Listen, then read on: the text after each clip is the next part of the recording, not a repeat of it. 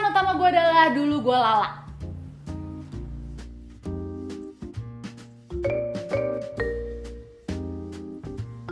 Dan gue gak suka dilihat kayak Lala. Lala tuh apa sih? Lala itu putih, bersih, happy, hidupnya baik-baik aja. Mungkin bukan Lala sih, Lala campur artis, ya kan? It's like gue happy all the time, my life is perfect, I'm glamorous, I'm rich, yang segala hal yang I'm sick of. Dan gue pengen tunjukin ke orang-orang kalau gue juga struggle, gue gak cuman putih, gue juga ada hitamnya. Selesai, udah itu doang.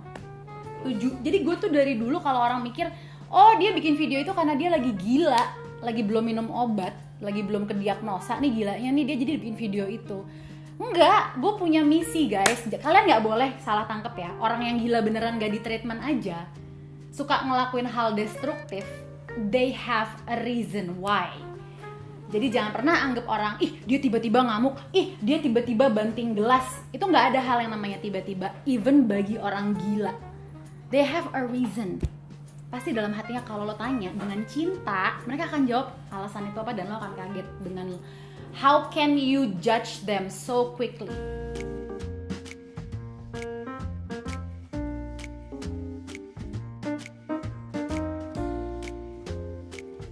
Gue sedikit pun gak ada kekhawatiran setelah gue klik publish.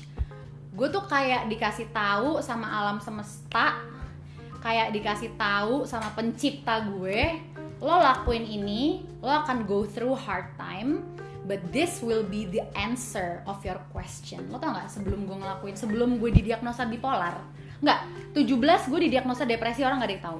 20 gue didiagnosa bipolar, umur 20 diagnosa bipolar, umur 17 gue didiagnosa depresi.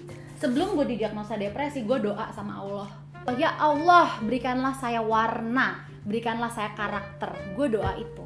Beberapa hari kemudian gue ngehang bro. Lo ngerti gak sih, tiba-tiba lo kayak, kalau kata orang desa tuh lo kerasukan. Ya lo kerasukan, orang tuh banyak yang ngira gue kesurupan. Sumpah ada yang ngomong ke gue, cewek ya rukiah. Gue dibawa rukiah dulu, sumpah. Tapi yang gue rasain, gue masih ingat semua, gak ada yang gue lupa. Yang gue rasain adalah semua hal, semua energi di sekeliling gue tuh nyuruh gue melakukan hal yang bukan Caca. Dalam situasi apa, Caca normalnya gini nih, sekarang lo coba lakuin yang kalau tadinya lo bakal ke kanan, lo ke kiri deh. At every single freaking moment. Dan itu rasanya serem banget. Kayak ini apa sih? But it stays with me for days. Jalanlah itu semua sampai apapun yang terjadi, termasuk video itu salah satunya. Tapi ya udah, kalau tanya gue khawatir apa enggak, gue nggak khawatir karena gue percaya. Walaupun pencipta gue itu saat gue ngerasa dia nyuruh gue ngepost video itu, mungkin gue belum tahu tujuannya apa dan belum dijawab sama Allah gitu loh. Tapi gue percaya aja. Nah, kekuatan gue tuh, mungkin salah satu kelebihan gue adalah gue itu berani percaya padahal belum dijanjiin apa nih janjinya tuh hasilnya apa. Itu tuh mungkin itu kelebihan, tapi ada orang yang menganggap itu kekurangan juga, ya sesuatu yang mesti dilatih.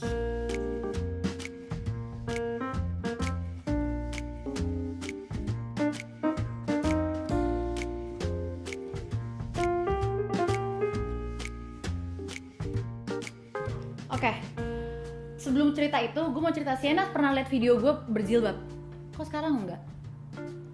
Dan itu gue jawab, ibu ngerasa masih harus banyak belajar sayang. Dia diem, dia mikir, dah terserah dia akan belajar apa dari jawaban gue. Gue akan cerita sih, mungkin saat dia udah lebih dewasa, gue akan cerita semua yang terjadi. Sienna tahu nggak itu apa? Itu semua adalah sebuah misi. Kebetulan ibu dikasih berkah sama Allah, ibu dikasih jalan bisa jadi public figure terkenal. Kayak Sienna lihat kita jalan ke mall, ada banyak minta foto sama ibu terkenal. Ibu ngerasa kalau udah dapet berkah, ibu pengen manfaatin berkah itu buat bantu orang. Cara ibu bantu orang adalah ngasih lihat mereka kalau orang yang terkenal itu bukan berarti harus sempurna. Misi ibu adalah dari kecil ibu mulai berkarir dan udah jadi terkenal, ibu pengen kasih lihat orang terkenal tuh juga punya kelemahan. Orang terkenal juga manusia, orang terkenal juga punya borok. Dan kenapa ibu kasih lihat itu? Padahal banyak yang menganggap harusnya nggak gitu. Karena ibu bukan pengen terkenal. Ibu pengennya apa? Ibu pengen nyentuh hati orang. Ibu pengen saat ibu mati, orang akan rasain cinta ibu buat mereka.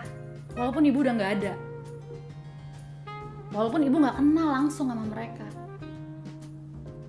Nah, caranya salah satunya adalah jujur ketika kita bagus, tapi juga jujur ketika kita lagi jelek di depan siapapun.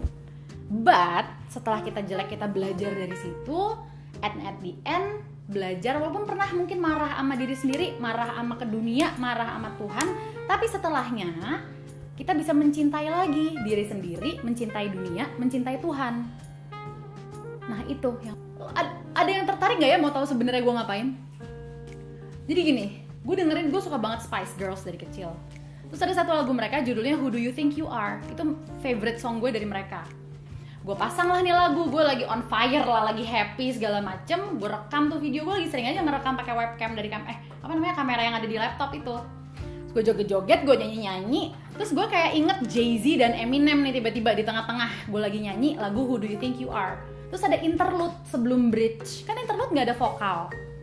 Terus gue mikir kayak, kalau gue Eminem, kalau gue Missy Elliott, zaman itu Missy Elliott tuh, atau siapalah rapper, apa yang bakal mereka ekspresikan sebagai seorang rapper di detik ini nih yang pas interlude.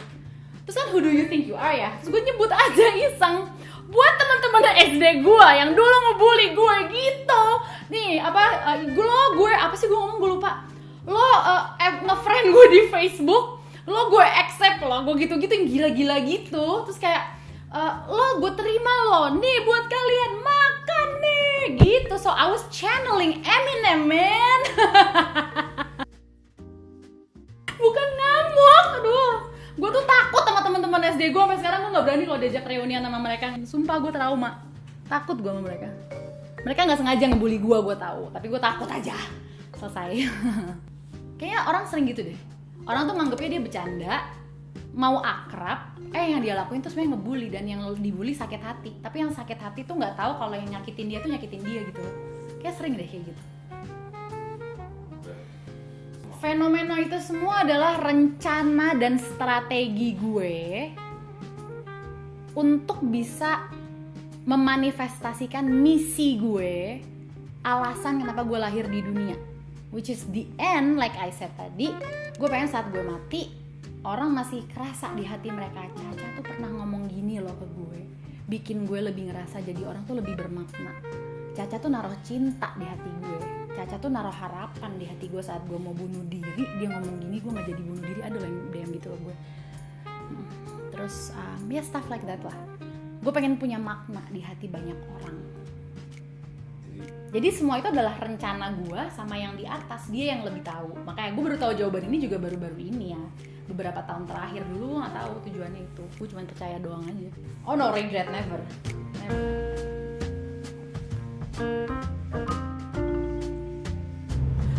I don't want fame. I want to love.